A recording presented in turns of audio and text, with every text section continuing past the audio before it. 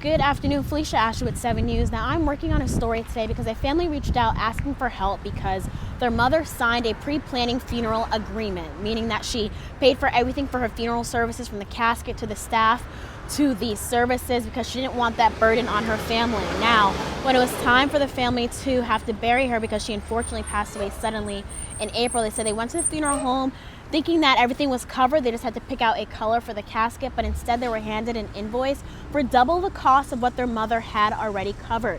Now, I took a deep dive into the contract. I also called the funeral home for them, and I found out from the funeral home and in that contract that that agreement is also based on the costs and the fees at the time of need, so at the time that the person passes away.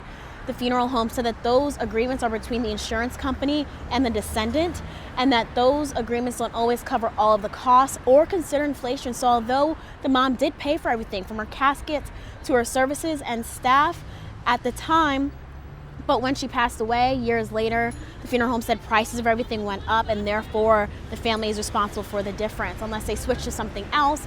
And in those cases, at times, some families do get a refund instead. So this was obviously some heartbreaking and stressful news for the family, because this was something their mom took seriously. For a decade, she was paying into something that she thought they would be taken care of, and that ended up not being the case. Of course, we'll continue to give you updates on this, but for now, reporting from Northwest DC.